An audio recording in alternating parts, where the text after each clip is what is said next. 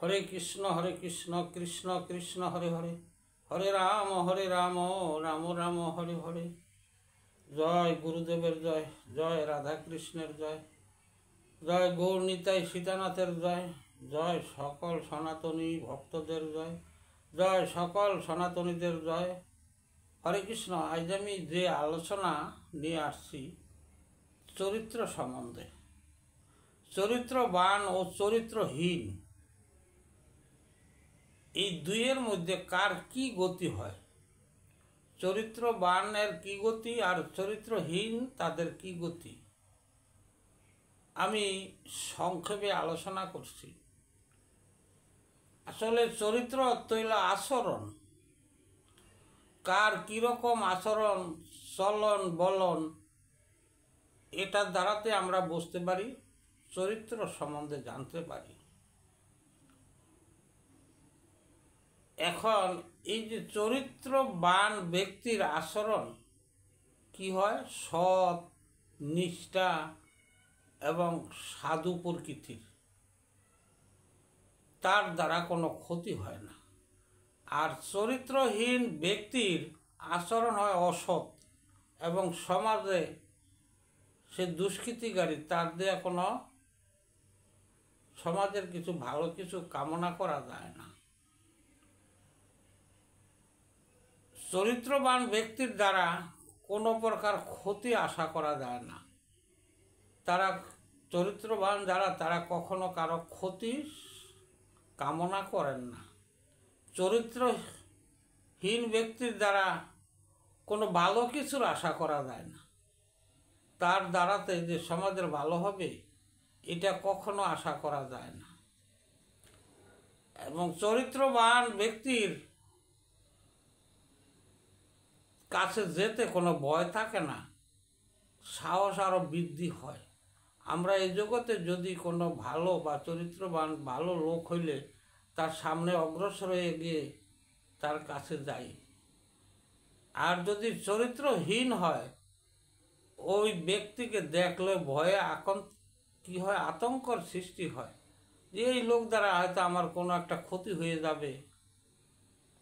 চরিত্রবান ব্যক্তিকে অন্তর থেকে মানুষ প্রণাম করে, ভক্তি করে। আর চরিত্রহীন ব্যক্তিকে অনিচ্ছায় প্রণাম বা ভক্তি করে থাকে, কারণ যদি সে আমাকে কোনো ক্ষতি করে। কিন্তু এই ভক্তিটা যে করা হইল, এটা হলো একমাত্র কারণ যে তার দ্বারা অনিষ্ট হবে, সে আমাকে আঘাত দিবে, এই মনে করে তাকে প্রণাম করা হয়। আমরা এই জগতে দেখছি কোনো সাধু সৎ ব্যক্তিকে আমরা দেখলে প্রণাম করি এবং তাদেরকে প্রণাম করতে ইচ্ছা হয়, অন্তর থেকে আমরা তাকে প্রণাম করে থাকি। আর দুষ্কৃতিকারী যারা আছে তাদের যদি প্রণাম না করি আমাকে হয়তো আঘাত করতে পারে বা আমার কোনো ক্ষতি করতে পারে, এই ভয়ে আমরা কি করি, তাকে প্রণাম করি। প্রণাম তো দুই রকম হয়ে গেল। আর এই জগতের যে চরিত্র সম্বন্ধে বললাম, যে যেমন তার চরিত্র আচরণ সে তেমনই হয়েই থাকে। যদি মানুষের মতো সে আচরণ করে সে মানুষ, ওই মানুষই যদি পশুর মতো আচরণ করে সে পশু প্রকৃতির লোক। আর যদি পাখির মতো আচরণ করে সে ওই আচরণই তার ভিতরে, যে পশু পাখির আচরণই তার ভিতরে আইসা পড়ে। তখন এই চরিত্রগুলা মানুষ থেকে আলাদা হয়ে যায়। আমাদের আচরণ সঠিক পথে চালনা করতে হবে। যার যদি কোনো খারাপ আচরণ থেকে থাকে, এটাকে সৎ বা সতের সঙ্গ করে এবং সৎ ব্যক্তির আচরণ অনুসরণ করে কি করতে হবে, আমাদের সঠিক পথে চলতে হবে। যেমন মহৎ ব্যক্তিরা যে পথ অনুসরণ করছেন সেই পথে আমাদের আচরণ করা দরকার। সেই পথ যদি আমরা আচরণ করি, উপলব্ধি করি, তাহলে আমাদের চরিত্র গঠন হয়ে যায়। নিজের আচরণ যদি ঠিক না থাকে, তুই অন্যকে সে সঠিক পথে কিভাবে আনবে? তাই নিজের আচরণ ঠিক করতে হবে আগে। তাই গৌরাঙ্গ মহাপ্রভু বলছেন, আপনে আচরিয়া ধর্ম করিও প্রসার।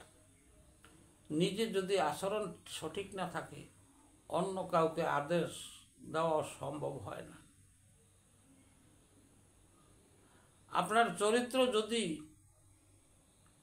ঠিক না হয়, আপনার পরিবারে আপনার সন্তান, আপনার যে পরিবারে যতই আছে সন্তান আদি যারা আছে, তারা কিন্তু আপনার সেই চরিত্রকে অনুসরণ করবেন এবং অনুসরণ করে আপনাকে কিন্তু লক্ষ্য করবেন, লক্ষ্য করে তাদের আচরণও কিন্তু খারাপ হবে।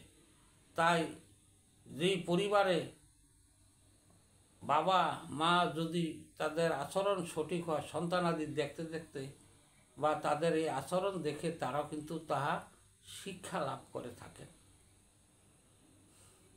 তাই কলিতে মহাপ্রভু কৃষ্ণ ভজন শিখিয়েছেন আমাদেরকে। কৃষ্ণ ভজন কীরকম?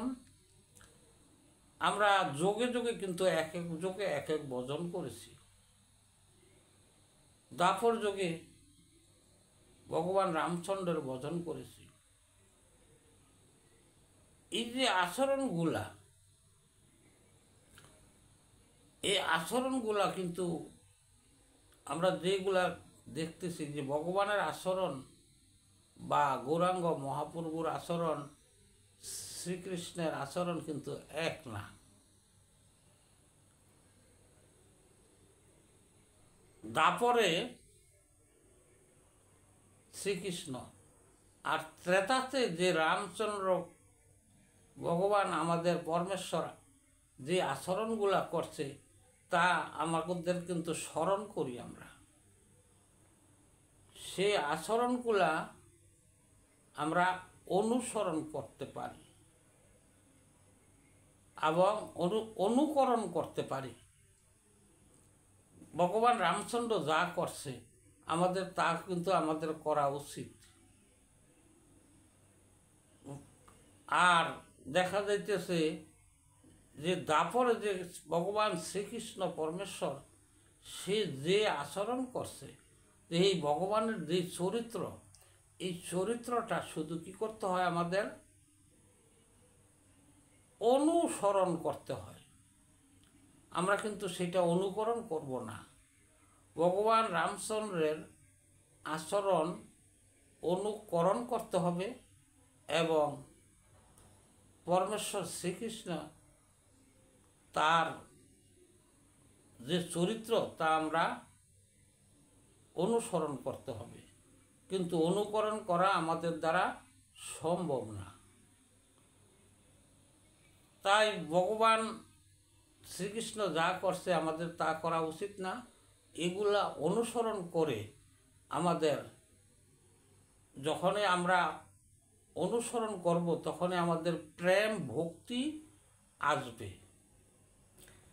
আর ভগবান যাই করে না কেন, সে ভক্তের মঙ্গলের জন্যই করে, তে কিন্তু নিজের জন্য সে কিছু করেন না।